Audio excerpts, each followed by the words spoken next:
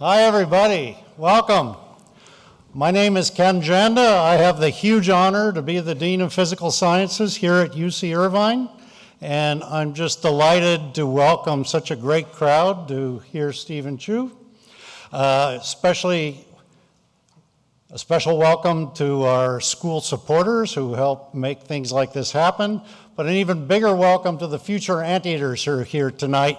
And we hope you're inspired to study science, maybe engineering, and make a difference in the world. So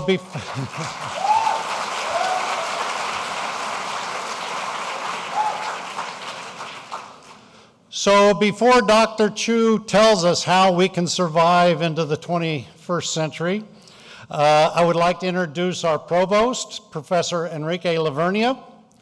So Provost Lavernia, did I just do something? Yeah. Never trust a dean. Provost Lavernia started here at UC Irvine in 1987 as an assistant professor of materials science. He rose quickly through the ranks and became a chancellor's professor and chair of the department before UC Davis hired him away as dean of their College of Engineering. We were lucky enough to recruit him back here this summer to be our provost and executive vice chancellor. And for those of you who don't understand academic gobbledygook, that means he runs the academic part of the show and is lucky enough to be my boss. So without further ado, Provost Lavernia.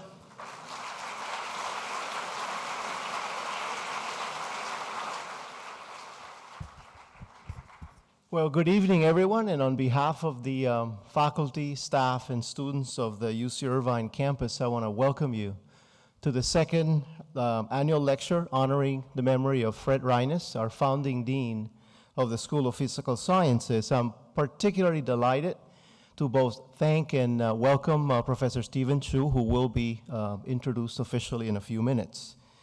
50 years ago, Professor Reines came to UCI, arriving with already a sterling reputation for his work in the theoretical division of Manhattan's project, Los Alamos Laboratory. He did his work in the area of neutrinos. You see, in 1995, UCI was electrified by the announcement that not one, but two of its faculty members won Nobel Prizes. One in chemistry, Sherwood Rowland, and one in physics, Frederick Reines. It's the first time that it had happened for two faculty members in different fields at a public university. Reines' Nobel Prize was for the first observation of a neutrino particle. You see, neutrinos are all around us, and in fact, it's been argued that neutrinos can cross the entire planet without interacting with anything. So, theoretical predictions stated that it would be nearly impossible to detect them. It took somebody of Reines' creativity and caliber to develop the sensors to detect them. Today, neutrinos continue to be an important subject in physics research. In fact, the Nobel Prize last fall was awarded for research related to neutrinos, and a number of UCI faculty members were acknowledged as having contributed to the discovery, and this was recognized by the 2016 Breakthrough Prize in Fundamental Physics. Here at UCI, Reines launched an incredible tradition of asking questions about our universe, and today we stand with one of our greatest, Steven Chu, who will join us. Thank you.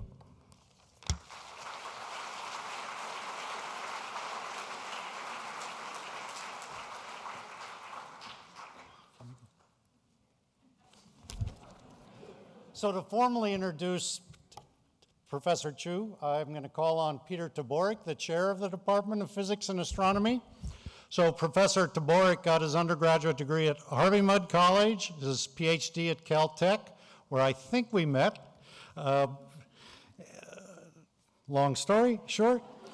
And he came to UC, after working at AT&T Bell Labs and Texas Instruments, he came to UC Irvine in 1989 to join our Faculty of Physics, now Physics and Astronomy.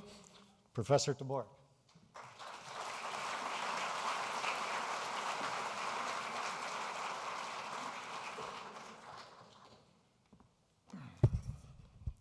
Okay, good evening and welcome to the second Reines Lecture.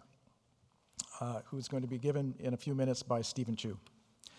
As you've probably undoubtedly read in your program, there's two important facts about Steve Chu, one of which is that he got the Nobel Prize in 1997, and the second is that he was the Secretary of Energy in the first part of the Obama administration. And I'd like to spend a few minutes to tell you a few other highlights of his milestones in his career. So Professor Chu is an experimental physicist, and many of the things he does involve the interaction of light with atoms and molecules. He got his PhD from UC Berkeley, and then a few years later he went to Bell Laboratories, where he and I crossed paths and got to know each other when we both worked there in the early 80s. While he was there at Bell Labs, he's an expert in spectroscopy, and he did some amazing experiments on the spectroscopy of positronium, which is a bound state of an electron and an anti-electron. And this is a super hard experiment. It was a tour de force, and he managed to measure the energy levels to parts per billion. One of the things that makes experiments like that hard is that atoms and molecules tend to move very rapidly and chaotically. And so even the molecules in the air in this room are moving at over 1,000 miles an hour, and that makes precise measurements difficult. The experiments that led to his Nobel Prize was a very clever scheme to slow atoms down. And the basic idea was to use cross laser beams. So laser beams going north, south, east, west, and up and down, and all tuned to a resonance, near a resonance of an atom. And the basic idea was that if the atom tried to move, it would absorb a photon and get kicked in the other direction. And because of that, it was very difficult for an atom to move in this cross laser field. And the whole thing, it was marketed very cleverly and given the name optical molasses, because the thing just could not move. The idea, the technique for slowing these atoms down formed the basis for extremely precise clocks and frequency standards, and it also became the basis for several subsequent Nobel Prizes that looked at the state of these quantum cold gases. So Steve Chu left Bell Labs in 1987 and moved to Stanford to become a professor of physics. And he had a superstar academic career. He won, and I can't give you the list, he won numerous prizes and became a member of many national academies and so on, and that culminated in the Nobel Prize in 1997. Most world-class scientists are intensely focused, nerdy sort of people who actually have a hard time dealing with the rest of the world. Lots of people have Nobel Prizes. The truly amazing thing about Steve Chu is that he combines this Nobel-caliber science with the ability to see the interconnections between various disciplines, to communicate with a broad range of people, and to lead and inspire organizations. Steve held several leadership positions at Bell Labs and at Stanford, and in 2004, he was recruited back to his alma mater, Berkeley, to become the director of the Lawrence Berkeley National Laboratory, which is a laboratory with 4,000 people that covers the spectrum between genomics and nuclear physics. At the Berkeley lab, Chu became increasingly interested in issues of climate and energy, and basically in how, the issues of how we produce, use, and transport energy. And he was so good at it, and his academic credentials were so sterling that President Obama appointed him Secretary of Energy. During his time at DOE, he became an expert in all aspects of climate and energy, ranging from biofuels, home insulation, fracking, wind, solar, batteries, and nuclear energy. He managed to explain these things to audiences that ranged from skeptical US senators to Jon Stewart on The Daily Show. He went back to academic life at Stanford in 2013 as a professor of physics and molecular and cellular biology, but he's continued to work and write about energy and sustainability issues. Please welcome tonight's speaker, Steve Chu.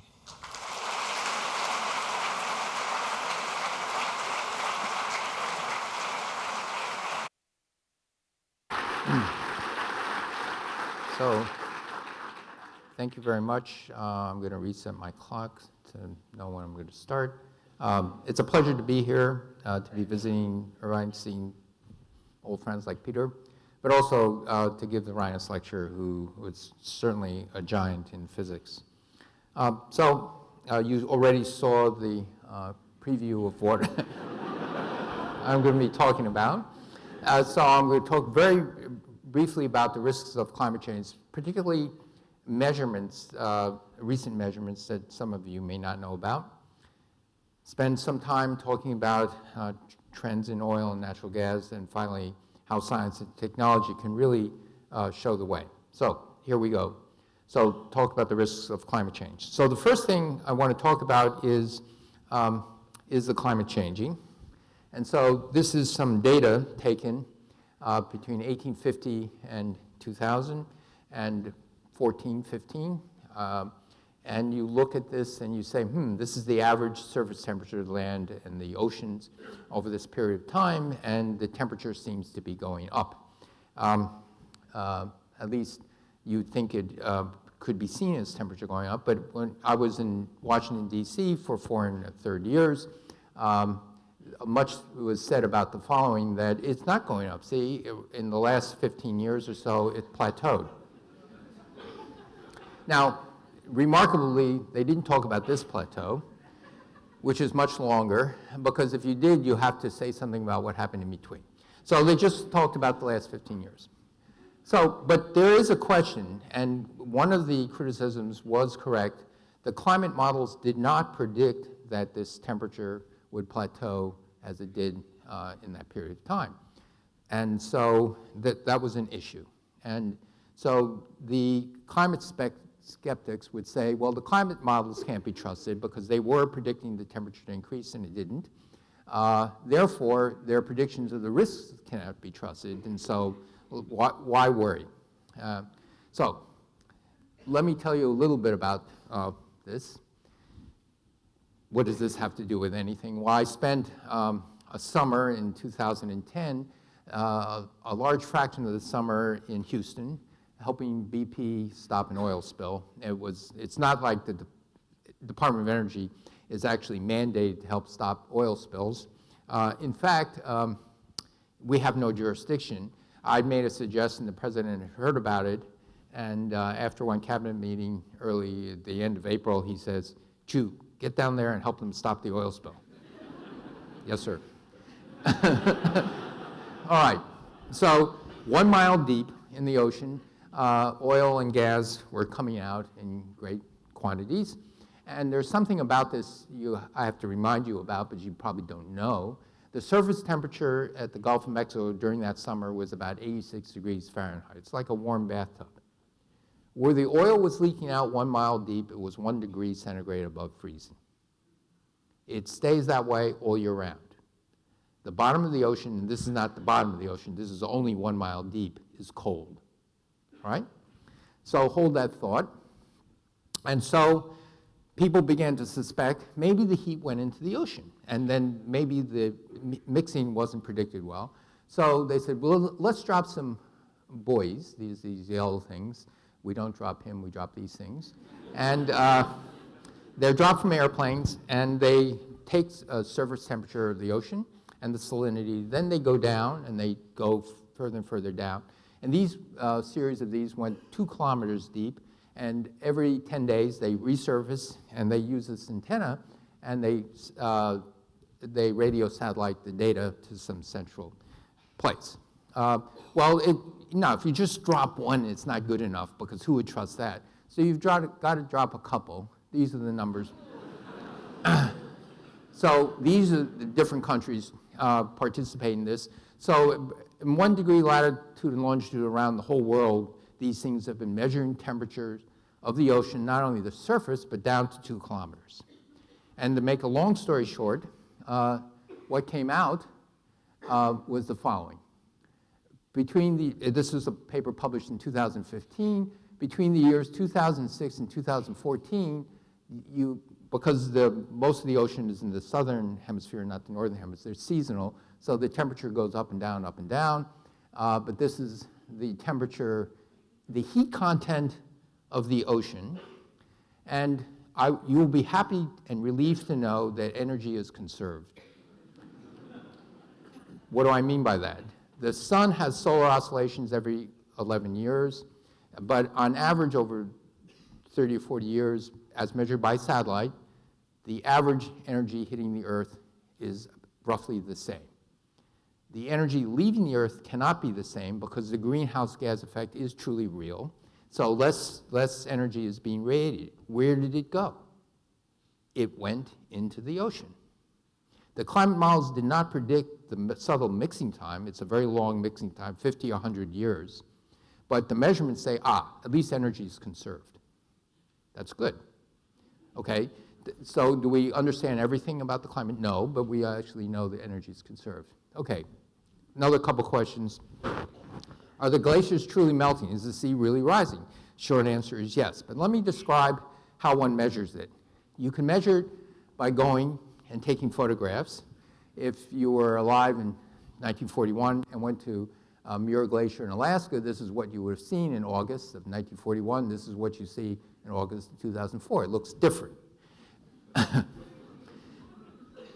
And lots of places in the world, they look different, but this is what we call anecdotal evidence. So is there a better way of measuring whether the glaciers average around the world are changing? And the answer is yes. And this is remarkable how we do it. We use satellites. They're in polar orbit. So as the Earth rotates and these satellites go around, if there are local changes in the acceleration due to gravity, it makes the orbit of the satellites change a little bit.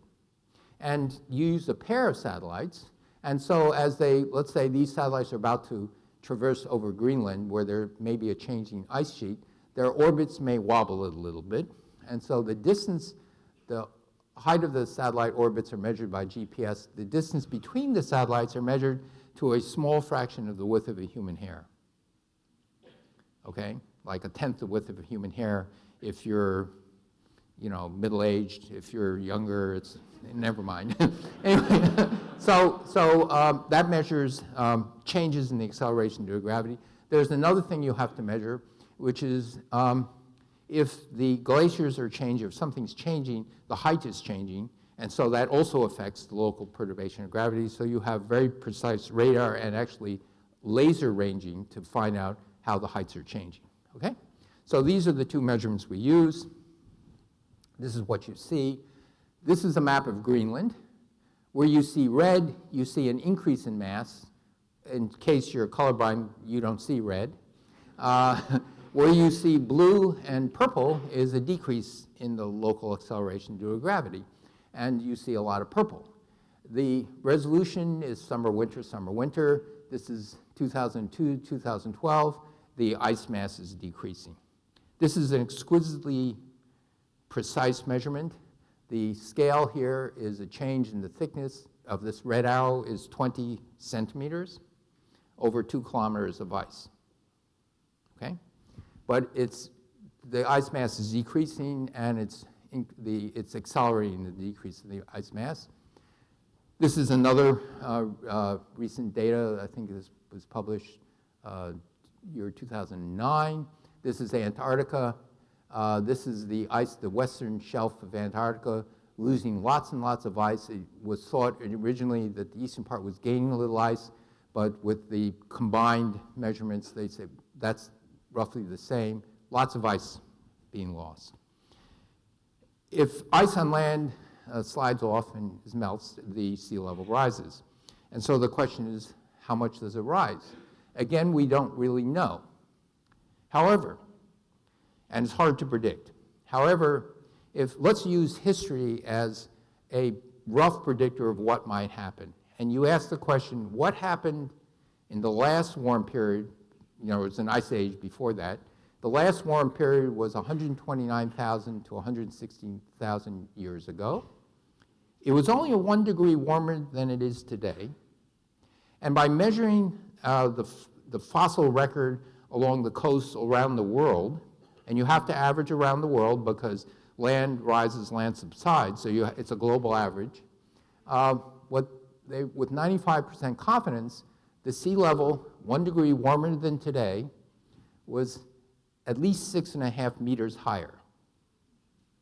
Somewhere between 5 and 10 meters, only 1 degree warmer than today. That was our previous history. Now you're probably scratching your head and saying, no, I heard IPC says it's only, like 0.5 meter by the end of this century. Absolutely true. except for two things. They don't say what's going to happen in the new equilibrium, 1 degree warmer. They only say what's going to happen in this century, 2100. They also say in their full report, yes, this is what could happen. And so, in fact, this is what did happen. So now at 6 degrees warmer, we know that all of Antarctica melts. And so at 6 degrees warmer, the sea level rises about 200 feet higher, averaged around the world. But even 7 or 8 meters is a lot. Old London is now underwater.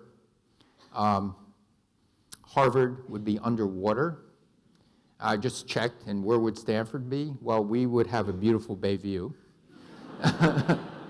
Not, but we would be feel very sorry about Harvard. But seriously, all joking aside, the question is, how long would it take to get to this? And again, we don't know. We thought maybe it'd take several hundred years to a millennia, but the recent data from Antarctica Western Shelf, it's melting far faster than we thought even 5 years ago that would be possible. And so we don't know is the real answer, but it's scary because the preliminary data is saying it might get there far sooner. Okay, so let me just say this is the history, remind you of the history. This is the present time. This is looking backward in time. This is a proxy for the temperature averaged.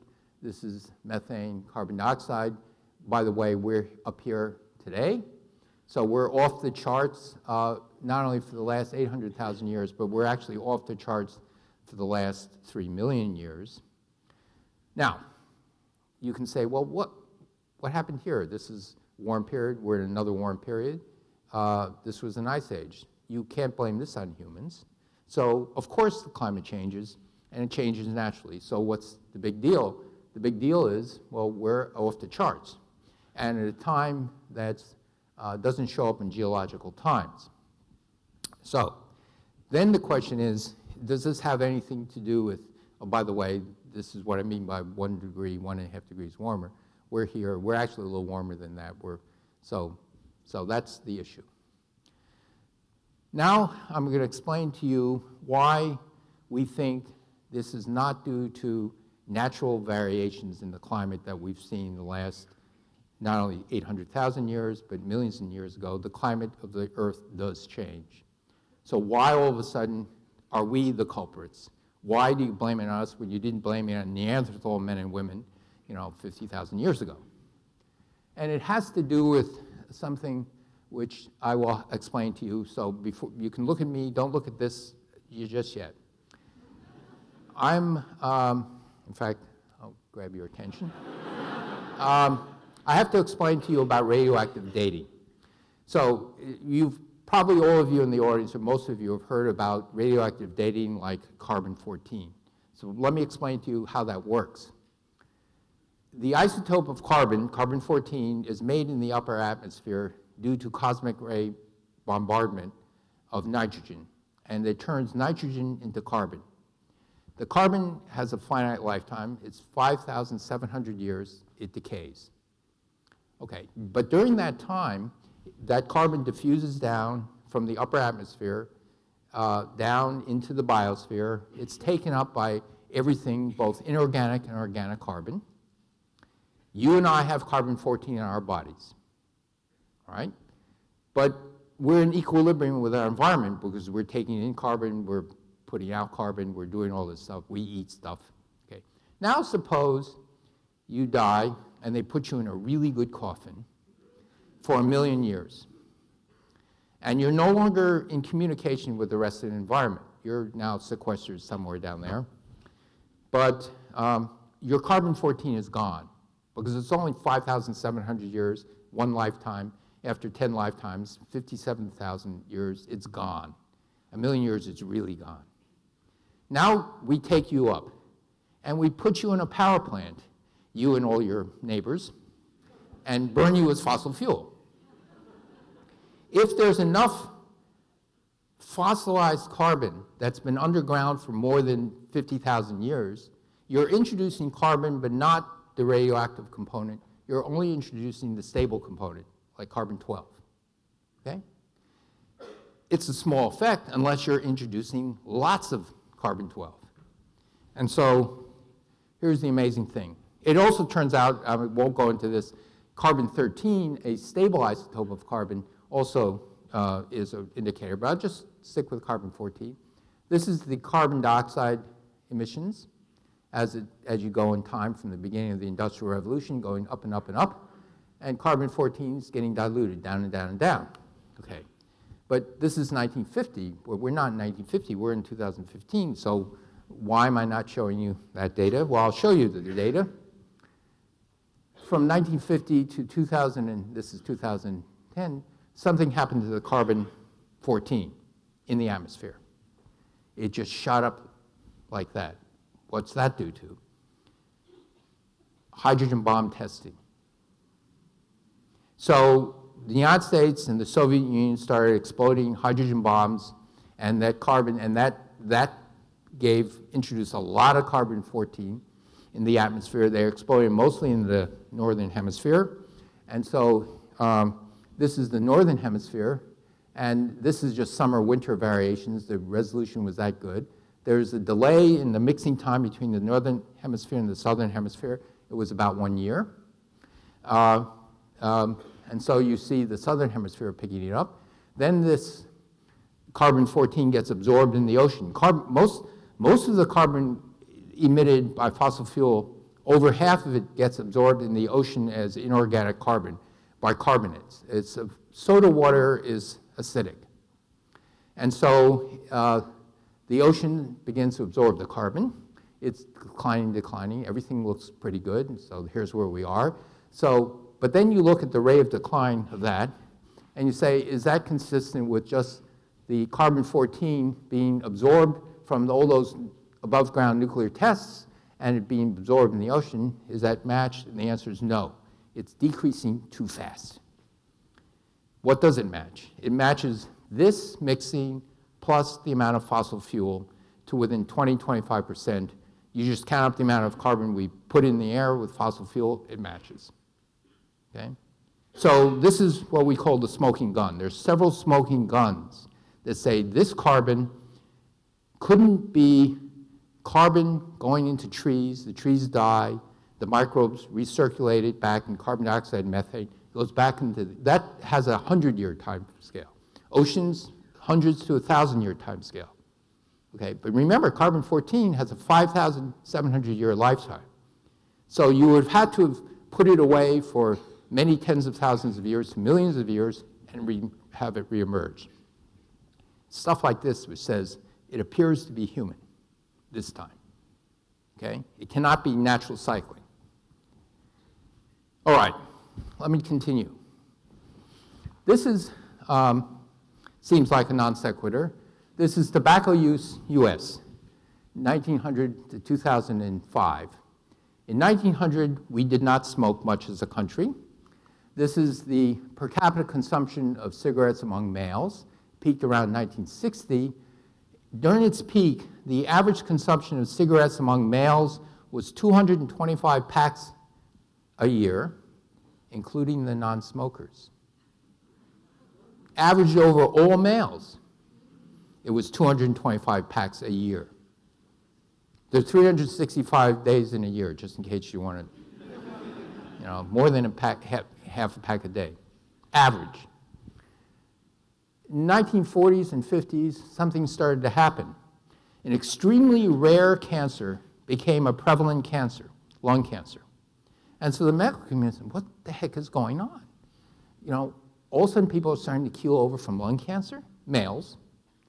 And by the 60s, they said, this may not be a coincidence.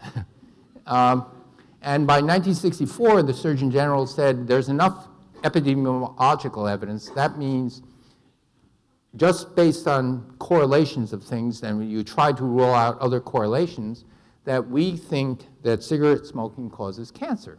And so they put this warning label on cigarette packs saying, caution, cigarette smoking may be hazardous to your health. Okay? The next Surgeon General wanted to put in a more stringent warning, cautioned cigarette smoking is hazardous to your health, but it was during an administration that was unpopular, so the guy got fired. Okay. So there's a delay of 25 years between you, by the time you start smoking, by the time you die of lung cancer. Lung cancer, if not caught early enough, is still a fatal disease. We now, this is female deaths. Now, is this genetic difference? I don't know, but females start smoking later. But so a big campaign to discourage smoking in the United States among school children, followed by a decline in cigarette smoking deaths due to cancer. But we also know if you smoke a pack a day, you have a 25 times higher chance of getting lung cancer. Not 25%, 25 times higher. Coronary heart disease, 2 to 4 times, stroke, 2 to 4 times, kidney disease, everything. It's the biggest single threat to your health that's preventable is not to smoke. Okay? So that's what we know today. What does this have to do with climate change? Well, the delay time from the time you start smoking to when you get lung cancer and die of it is not known. From the time we put carbon up in the atmosphere, what we've already done to what the new equilibrium would be if we put no more carbon due to human activity, from here on in, 0, it would take maybe 100 years, maybe 50 years, maybe 200 years, we don't know, to reach the new equilibrium. During that time, the damage may have been done. So we don't know. Because in smoking, it's multiple mutations that cause the cancer eventually. What else don't we know? There's secondary smoke. Well, climate change is all secondary smoke. Because the people who will suffer from most of the stuff in adverse climate change will be people who aren't alive today. And the best estimates, again, large uncertainties, is that eventually the carbon gets reabsorbed because as it warms up and there's more carbon dioxide, there's going to be more plant life, if all other things being equal. We're trying to fix that with deforestation, but never mind that. The natural response, the ocean is absorbing the carbon. It's become more acidic. It's 30% more acidic than it was before the start of the Industrial Revolution. 30% more acidic. These are not small effects. These are really big effects. And so it will continue to absorb carbon, and the plant life will absorb carbon and mineralize it slowly. That's, in fact, where fossil fuel comes from. So, but here's the very distressing thing. If you're a smoker, you bear the risk yourself personally, right? If you continue to smoke, you bear that risk. Your great-grandchildren don't bear that risk. This is different because I see it as the following.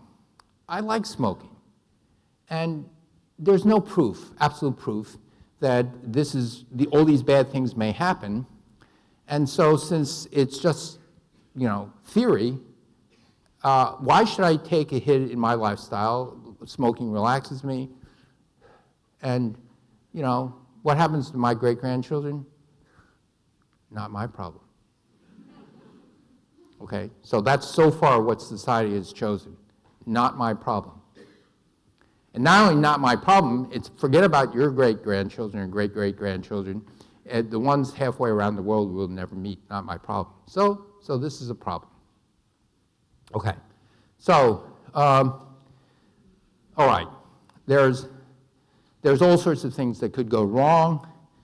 I will stress we don't know. There are huge uncertainties, but it's like now we've had 20 years of science telling us smoking's bad for you. We've got 20 years saying, the climate seems to be changing and there are risks.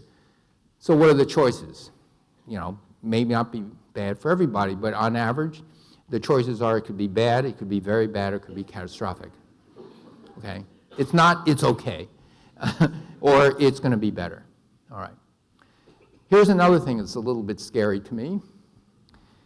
It roughly turns out that in terms of the amount of carbon in the atmosphere, in order to keep a low 1 2 degrees below the start of the Industrial Revolution, now 1 degree below where we are today, you're only allowed to emit 1 trillion tons of carbon. Okay? We're more than halfway there. And oh, by the way, if we continue emitting at the rate we're emitting today, the rest of that is used up in 30 years. But remember, 1 degree warmer than today, at least historical record says 5 to 10 meters higher sea level. Okay? So this is not a small effect. This is not, oh, we can weather this one. So even staying in 1 or 2 degrees is very bad, very scary. So why aren't you saying, why are we not calling for stay to 0? And it's just because we can't change on a dime. So whether we're going to go bust through this in 30 years' time or 50 or 60 years' time, I don't know, but it will be sometime around that time. All right, let me talk about energy trends in oil and natural gas. I'm going to quote some people I admire very much. They wrote, "Our ability to find and extract fossil fuels continues to improve, and economically recoverable reservoirs around the world are likely to keep pace with rising demand for decades." This is talking about oil, natural gas. I said that. Okay, now, why did, and I and Ruma Jarma, we wrote a Nature paper, an 8-page Nature paper talking about this. Why do we say that? So let me remind you of what's been going on. This is U.S. oil production from 1945. I'm going to take you through 2014. U.S. oil production peaked around 1970, and it became more economical to go abroad and find cheaper, more easily recoverable resources. Despite the great Alaskan oil find, it still declined. But you see that little thing on the right-hand side, that little green thing called tight? By 2013, U.S. production rose to 7.5 million barrels a day, and by 2014, it went to 8.5 million barrels a day. The increase due to tight oil, which is oil released from fracturing rock with hydraulic fracturing, turned out to be 4.5 million barrels a day, just the increase, which is more oil produced anywhere in the world except for 3 countries: Saudi Arabia, Russia, and the United States. More than Iran, more than Iraq, more than both of them combined, actually. More than Venezuela, more than anything. The increase. All right. But there's much more oil out there than just the oil that can be released from fracturing rock. There's untapped heavy oil. There's untapped offshore oil. There's untapped Arctic oil. Offshore oil, drilling a mile deep in the ocean is now routine, and now going to 2 miles deep, going to Arctic oil sands. So all these are what are called unconventional resources that are certainly recoverable at $100 a barrel. Many of them are actually recoverable at $60 a barrel. Some of them are definitely not recoverable at $40 or $30 a barrel. Okay. But, so lots of oil, swimming in oil. So let me quote another quote. "The Stone Age came to an end, but not for lack of stones. And the Oil Age will end, but not for lack of oil." So it turns out a former Saudi oil minister said this, Sheikh Yamani. But that's not why he's the former Saudi minister. What he was saying is, you don't look at all the stones around the ground and say, stranded assets. Not every stone has to be turned into an arrowhead or an axe. Okay? You transition to metal, and there's better ways to go about it. The converse is the following. You transition to better solutions, but if you don't find better solutions, the oil and gas come out of the ground. And so this is a sobering thought. If you're sitting on billions upon billions, about trillions of dollars of oil and gas underneath the ground, it comes out. Unless you find a better solution, which means a better solution means a cheaper solution. Okay? All right, so let's talk about science and technology. What do you want to do about it? Well, you stop wasting energy, use energy more efficiently, and then I'll talk about clean energy resources. So,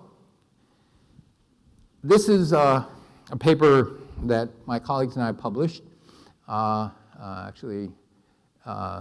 recently, and it's a study of the following. These are refrigerators, room air conditionings, clothes washing, and central air conditioning.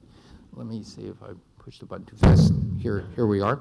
And so this is the cost of buying a refrigerator and operating, the cost of energy over a long period of time.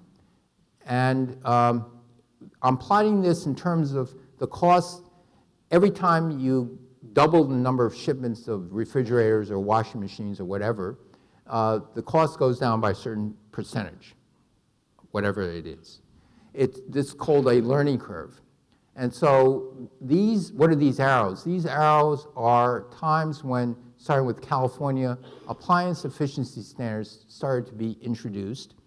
And it was not introduced just once, but several times, because as the technology got better, one found that you can have better efficiency standards and it wouldn't cost as much. So not surprisingly, the cost of buying and operating of appliance would go down. What's the red? The red is the purchase price. That was surprising, because you'd think that when you put in efficiency standards, the cost of buying the thing would be more expensive, because it had to be better. It couldn't waste as much energy. And so we were all excited about this. We submitted the paper first to Science magazine. It went out for review. One of the reviewers said, "This is amazing. This is amazing that it could happen.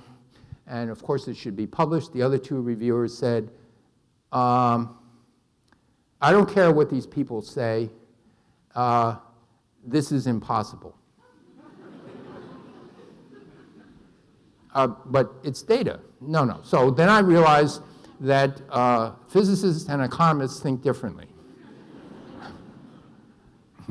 Now, how much energy did this save? Just refrigerators alone, the cost declined 28% for each doubling of production, and the energy saved by the time you're out here is the energy produced by the Three Gorges dams, which is the biggest hydroelectric dam, or all the coal plants in Ohio.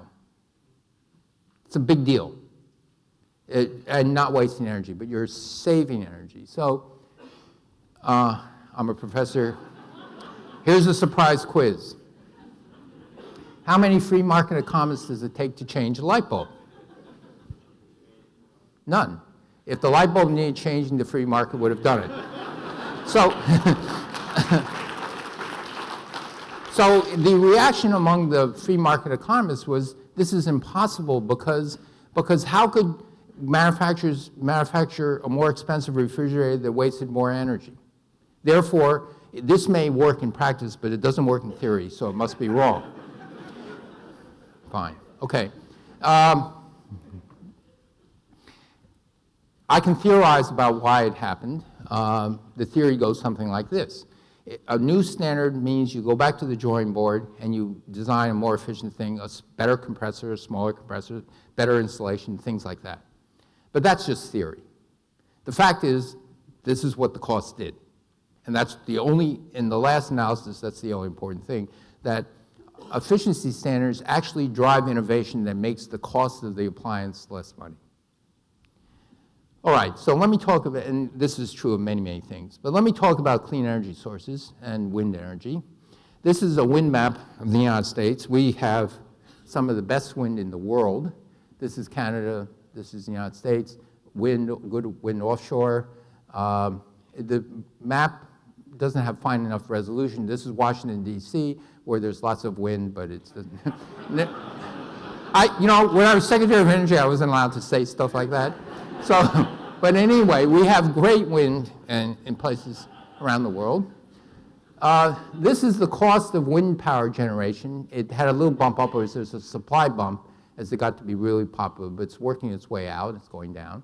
This is the amount of installed wind capacity.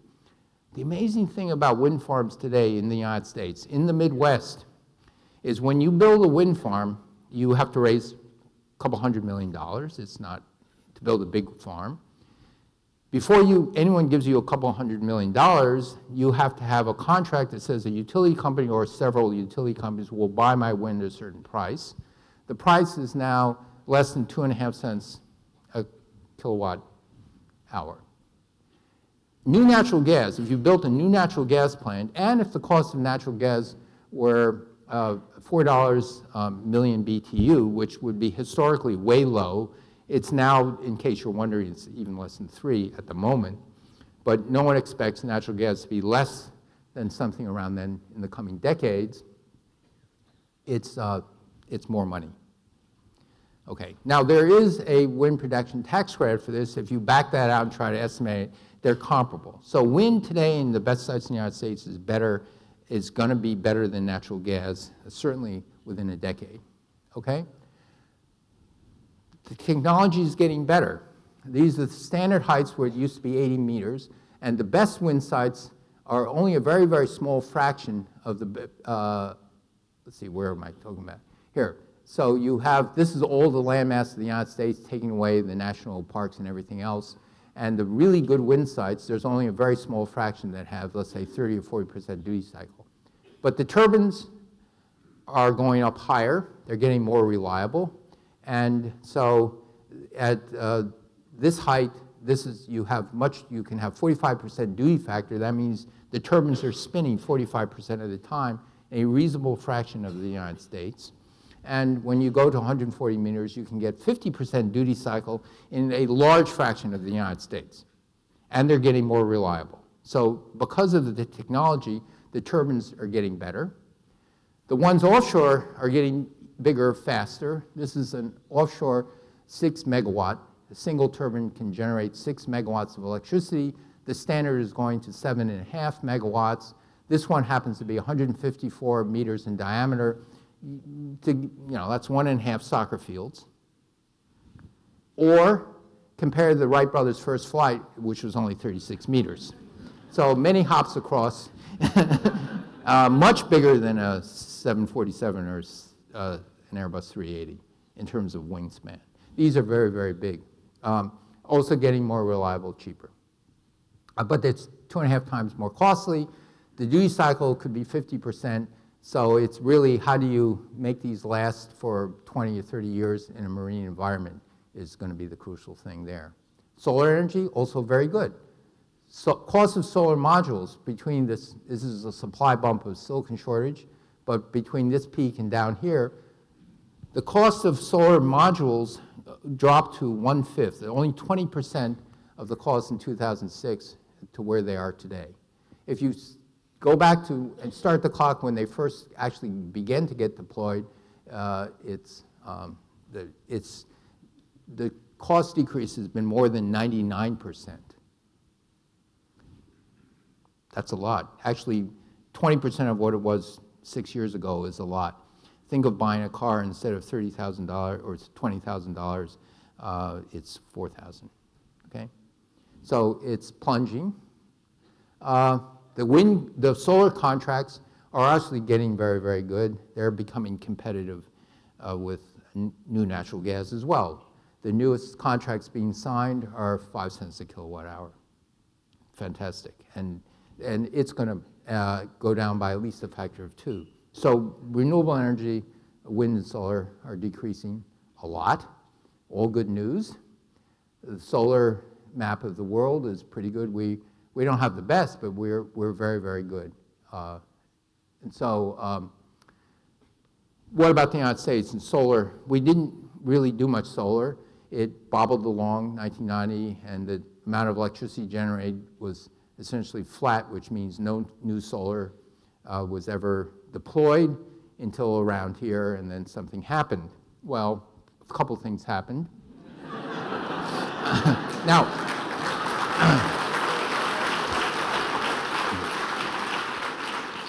you could argue that correlation does not mean causation, just like the tobacco companies argued that. But you'd be wrong. In this case, because I had a big loan program, and we made over $5 billion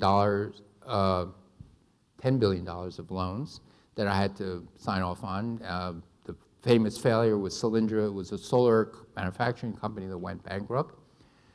But if you include all the losses to our loan program and you put back all the gains, how did we do? Well, I'm sad to say that we're going to make the U.S. government about $5 billion. We weren't trying to make the government any money because I was only allowed to charge 1.5 percentage points interest. And so in 2009 to 2013, we didn't do better in VC, we did better in Wall Street at this ridiculously low interest rate. Why? How did we do so well? Because much of our money went into loans for large wind and solar farms, but we wouldn't loan money until they had a signed power purchase agreement. And once you have a signed power purchase agreement, you build the thing, and if you're reasonably on time, on budget, then there's no more risk. And that's what happened. We also loaned $6 billion to Ford Motor Company. They're going to pay us back, okay, with 1.5% interest. We loaned to Tesla. Without that, Ford would have gone bankrupt, Tesla would have gone bankrupt, and Tesla already paid us back in full. So we're, so net, we did okay, but we actually got major solar and wind farms deployed, but the good news is they don't need the loans anymore. They're now considered a safe enough investment that private sector will do this. So it served its purpose, that it showed that you can build these things on time, on budget, and they're good investments. Warren Buffett, Berkshire Hathaway bought two of our solar farms. After it was constructed, he said, this looks like a safe investment. I can get 8% return on capital. I'll take it. I will take 4% myself, but anyway. Okay, so here's my projection for what's going to happen in wind and solar. By 2020, without subsidy, it'll be probably 3 cents a kilowatt hour. So it becomes lowest cost. By 2030 to 35, it drops again to 2 cents a kilowatt hour. It becomes really low cost, no competitor. Because fossil fuel in the long run will actually tend to get more expensive because we run out. So we have to get better at finding more rare, unusual stuff. And so the technology of finding the rare, unusual stuff is getting better, so it will keep price steady.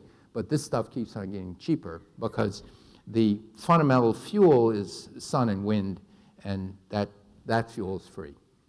However, we're only about 5% wind today, US generated, not nameplate capacity, real generated electricity used. It's 5%. It's going to pass hydropower in the United States within a year. We're 6.5% hydro. The combination of wind and solar will be easily 10, 15% within a decade. Good news. But if you think about a world of 50% wind and solar, sometimes the wind doesn't blow, the sun doesn't shine, so you need backup power, and you need an enhanced transmission and distribution system to manage two-way flows. So when it is shining or blowing, you can shut off the other things, and you need energy storage. So let me talk about some of these issues. First, let me talk about why aren't the utility companies excited about solar being so cheap? And what the reason they're not is they're used to a model where if our customers want electricity, you just fire up the boiler and you generate more electricity. So they like to use energy on demand as the thing. It doesn't require technical innovation. And to be candid, if you're a stellar science or engineering student at a place like Irvine or Stanford or you name it, your goal is not to say, I want to grow up and work for a utility company. You might want to work for Google or Facebook or someplace, but not, okay. So utility companies are not known for innovation. And in fact, they most adopt new technologies at glacial speed, but that's really unfair to glaciers. Some are moving faster, but never mind. Okay, so here's the real reason why utility companies don't like solar on a home rooftop, because they're losing their best customers. The people who put solar in the roofs are usually in the upper quartile of the population, right? And those are the people who pay their bills. So, so when I was Secretary of Energy, I called the utility company people in, and I called the regulators in, I sat them all down in a conference room and said, here's a plan. Why not, in order to align utility companies so they really like solar on rooftops, why don't they partner with the third-party installers? This is like Solar City or Sunrun. They'll go and say, we will, by the way, their model is, we will install solar in your rooftop, we own the solar, we'll operate it. If it breaks, we'll pay for the fixing of it, we'll pay for your electricity. But if you sign a contract, 20 years, you can get out of it earlier. If you sell your house, there's other things. But say 20 years, we'll sell you electricity, but we'll sell it to you less than you can buy from the utility company. Is it a deal? And in a place like LA, Irvine places, they're selling at 9 cents a kilowatt hour. No out-of-pocket expenses to you. And you don't have to worry about being misinstalled or anything or breaking. It's a good deal, okay? So why not the utility go to your customer and say, could we use your roof to generate electricity and we'll sell it to you for cheaper? You can use the third-party installers to actually install it. So I said, why don't you guys, these utility companies and the regulators, why don't you let them do this? This is not a new idea. I used to work for AT&T Bell Laboratories. That phone, that beautiful, beautiful phone, was owned by the phone company. It was leased to their customers.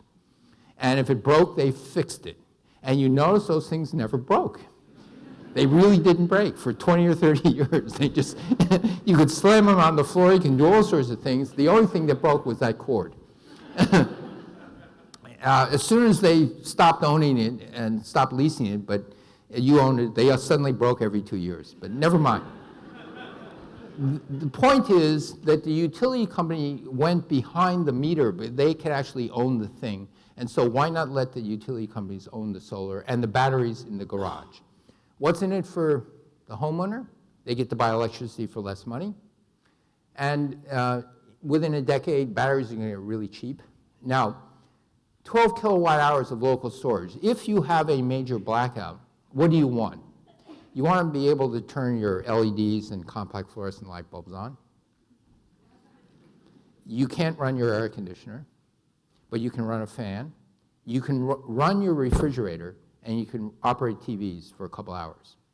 And you don't have to stumble around in the dark.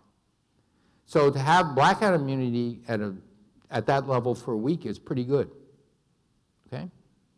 Especially the refrigerator part and the fan part. You know, when it gets really hot and it gets really stinky, your food gets really stinky, it's bad. Okay, that's in it for the homeowner. Cheaper electricity, more immunity. What's in it for the utility company? First, they're in a growth industry. For the first time, all of a sudden, they're going to see an increase in customers. Secondly, they get indoor energy storage at the end of the distribution network where they want it the most. Except it's protected. It's inside. It's in a garage. It's in a business.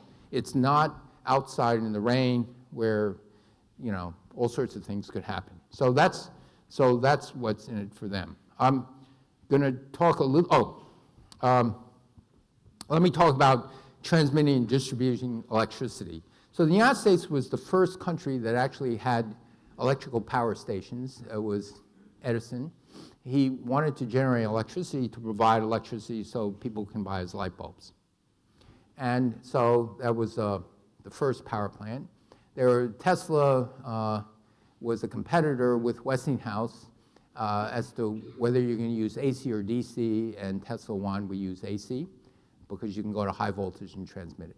But the point is that if Edison and Tesla were alive today, they would come back and look at our electricity system and say, ah, I recognize everything.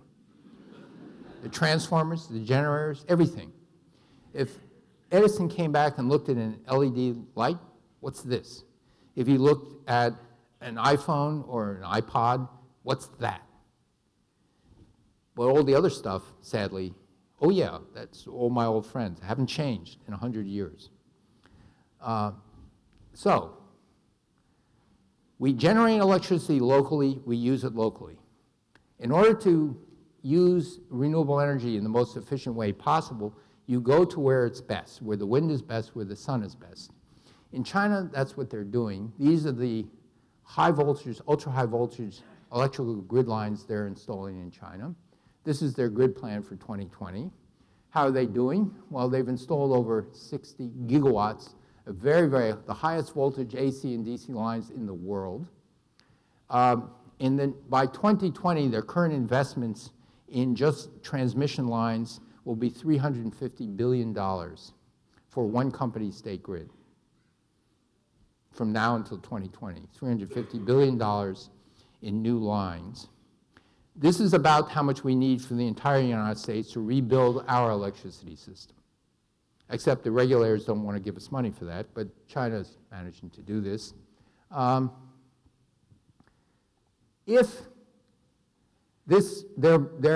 was having dinner with the head of this company, State Grid, and he was telling me that they're just agreed to install a 3,200 kilometer line from over here all the way to here at 1.1 megavolts, the highest in the world by far.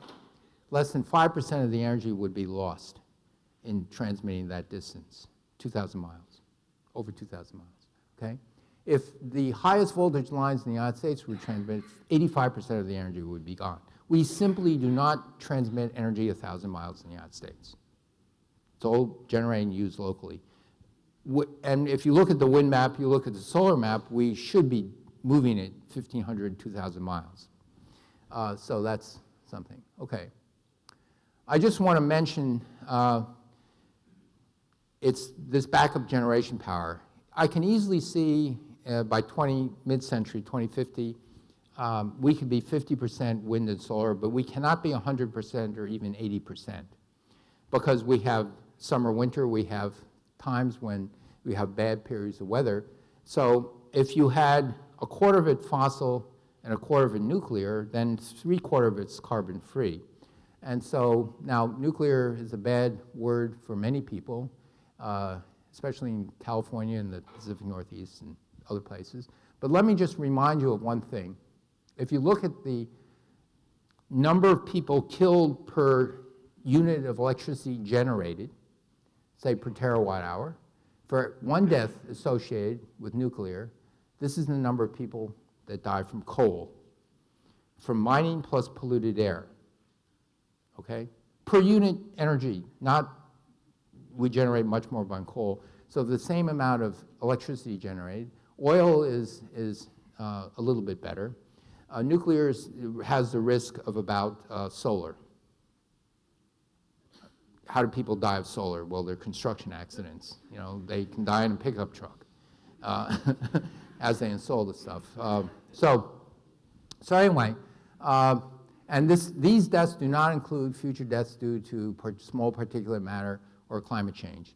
And the scary thing is this small particulate matter may be in places like Beijing, may be equivalent to smoking a pack a day. The verdict is not in. We'll know for sure in about 10 years. But the early returns of the last 15 years is that the very small particulate matter from coal plants and from mostly diesel are as deadly as smoking a pack a day, except everybody gets to smoke from day zero. Delhi is worse. All right, energy storage. We need that for renewable energy. So I'm going to show you some really novel energy storage. Hold on to your hats. There it is. What? No, that's energy storage. When the wind blows, you pump water. And once the water is pumped out of the ground, it's ready to use. Okay? We forgot that. Okay? Because we got so used to energy on demand, you know, when you need the water, pump it out of the ground. Okay, so that's energy storage. Let me talk a little bit about batteries. The Tesla battery is pretty expensive. It's about a third of the cost of the long-range Tesla. Is about a third of the cost of the entire car, and it weighs it weighs about 1,200 pounds. And so this is a collaborator of mine in material science at Stanford, and we're working on a better battery I don't know if we're going to get there, but right now, on the anode part of the battery, this is the average energy density. And there's silicon that's going to be new technology, but a number of companies are trying to commercialize, and there the energy density will be over here. We're happening to go, we're shooting for something like this. We don't have, it's not ready for prime time, but what the goal would be is, and this is a technical expression for it, the battery has to last longer than human bladder. Now, what do I mean by that? You rarely want to drive more than 200 miles without a rest stop.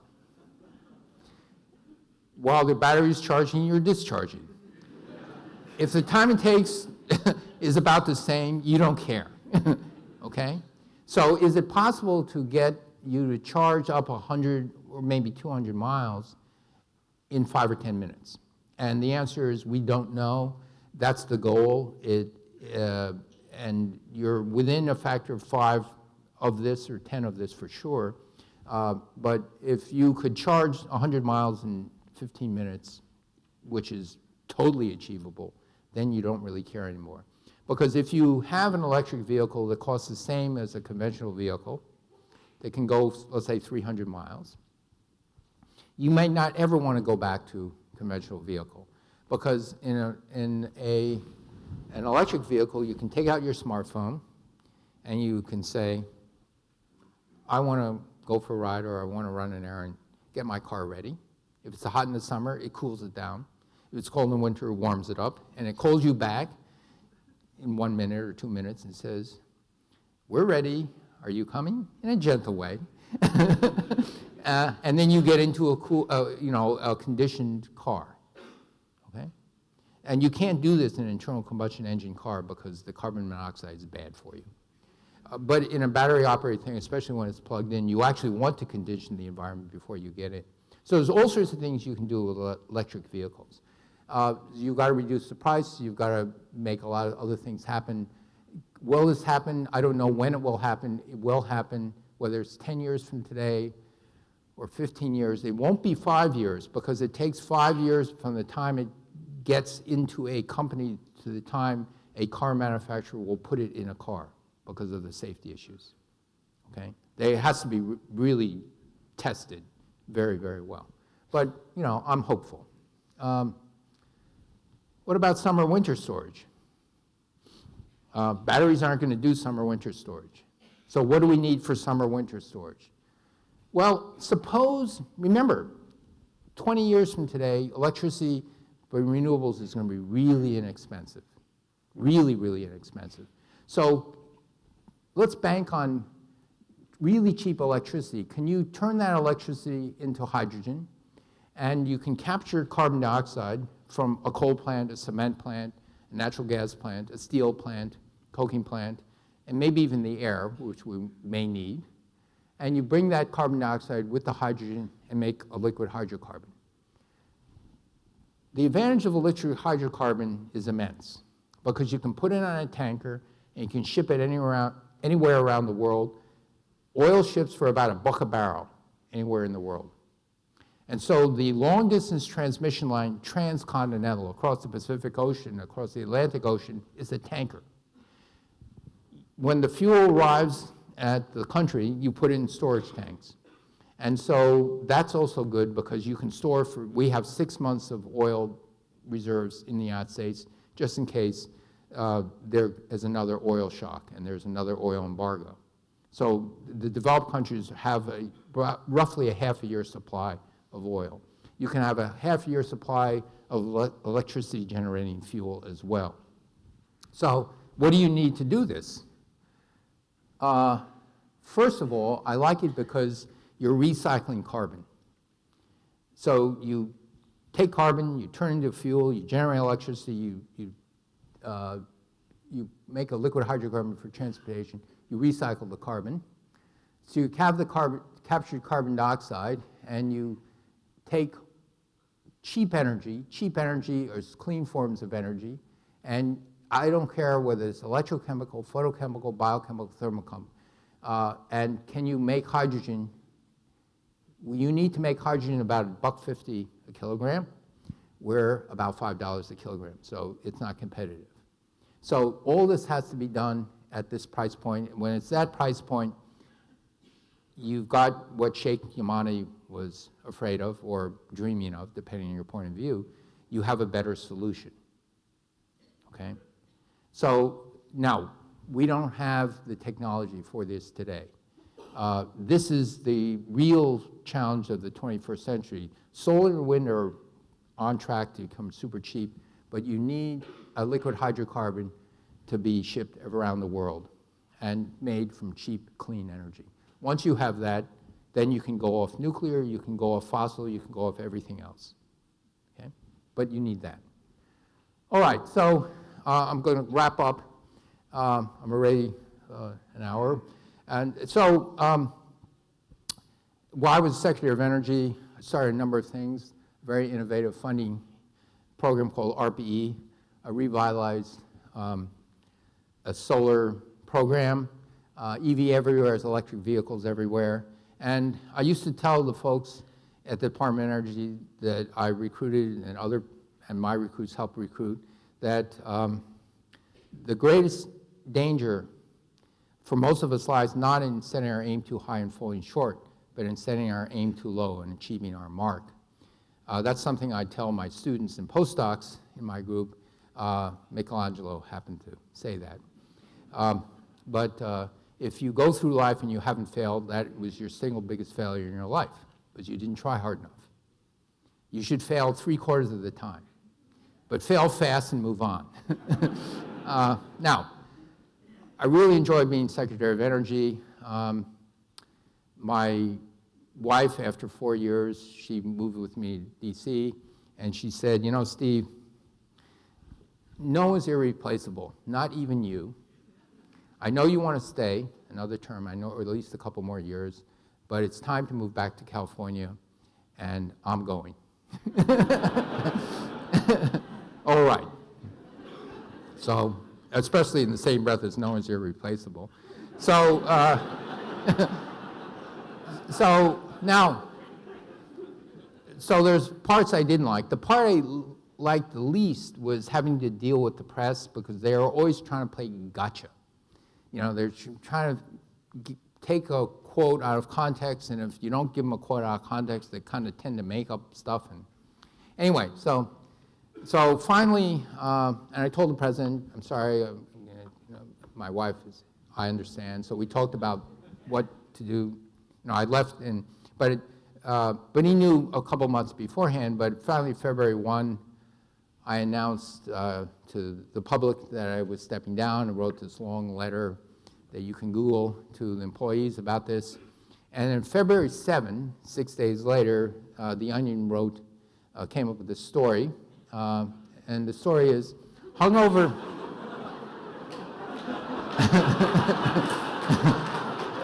energy secretary wakes up next to solar panel. I'll read you part of the article.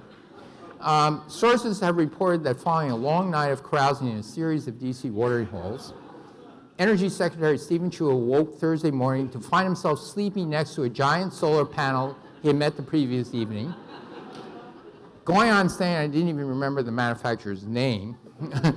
According to sources, Chu's encounter with the crystalline solar receptor, silicon solar receptor, was his most regrettable dalliance since 2009, with an extended fling with a 90-foot wind turbine, nearly ended his marriage. So I walk into work February 7th in the morning, and the head of public affairs says, we normally don't answer reports like this, but maybe we should. So I said, sure, we're gonna. So by noon, we issued the following press release. It says only part of it. I just want everyone to know that my decision not to serve a second term as Energy Secretary has absolutely nothing to do with the allegations made in this week's edition of The Onion. While I'm not going to confirm or deny the charges specifically, I will say that clean, renewable solar power is a growing source of U.S. jobs, and it's becoming more and more affordable. So it's no surprise that lots of Americans are falling in love with solar. So they would not let me say, regardless of your sexual orientation. So, anyway, there were limits. So, in closing, I want to remind you of this beautiful photograph taken of Apollo 8. It's the first Apollo mission that orbited the moon in preparation for the moon landing. Went around the moon 4 times. And the last orbit, they turned the capsule earthbound, and one of the astronauts took this picture. And he said of it, we came all this way to explore the moon. The most important thing is we discovered the Earth. Now, let's look at this picture. Christmas Eve, 1968. This is not a good place to live. From that vantage point, this is a pretty good place to live. Guess what? There's nowhere else to go. Since 1968, we have very, very strong evidence. Not only is the climate changing, but it's changed due to humans, and the trajectory we're on is a very bad trajectory, okay? And there's nowhere else to go. So that's, and you're not allowed to say, I like smoking. It's not my problem. And so we do have a moral responsibility, because the most innocent victims to climate change are the poorest people, had nothing to do with any of this, and the people yet to be born. So I close with remind you of an ancient Native American saying that says, we do not inherit the land from our ancestors, we borrow it from our children. Thank you.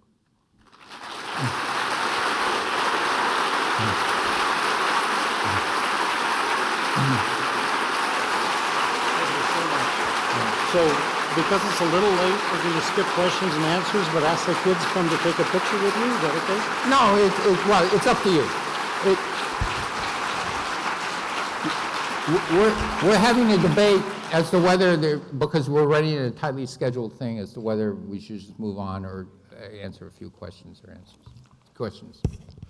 Tell you what, he wants to answer a question. Is there a young person with a question? Is that person really young? I can't see. Yeah, they're. Yes. Give that person a microphone. Here comes a microphone. It's a prepared question? Thank you. First of all, I would like to say thank you very much for your very informative presentation. I enjoyed it a lot. So my question for today is, what would be your response to the people who say that global warming is something that is not real? Well, this lecture is my response. I think it's very real, and again, I will stress that what will actually happen in the future, we don't know. There's big uncertainties. In large part because we don't know how the world's going to react to that, and as well as just the science of how the Earth will react to whatever carbon we do put up and have put up in the atmosphere. But the risks are very, very real, and there is no way, and we're talking about a 50% chance of staying below 2 degrees. And we've got 30 years before we run out of that. A 50% chance. So this is not, I'm not talking about a 1% chance. I'm talking about more than likely we go into this very bad, and even 1 degree hotter than we are today is already very bad. So those risks, you don't live your life saying, there's a 50% chance the airplane is going to crash. It's okay. Unless you can assure me that the airplane will crash, I want to visit my parents. You would not get on that airplane. You would not get on the airplane if there's a 10% chance. You would not get on the airplane if there's a 1% chance. And we're talking about 50% chance, but I think we're going to go well above that. So it's very real, and one has to do something about it, and you can't give up because of your generation and your grandchildren's generation. So as Dean of Physical Sciences, I have a job to do a little salesmanship. And so I want the young people in the room to think about joining us at the University of California to be part of the solution. invent the technology, invent the batteries, invent the transmission lines that are going to be a huge part of this solution. And in a minute, I'm going to invite those young people to come up and have their picture taken with Dr. Chu, so that when they do these inventions, they can say they were motivated by tonight's lecture. Now, for those of you who are too old to be part of that solution, I invite you to go out in the lobby and fill out a pledge form for the School of Physical Sciences and help us educate these young people. So would the young people please come up? Thank you all for coming tonight. That was spectacular. Thank you so much.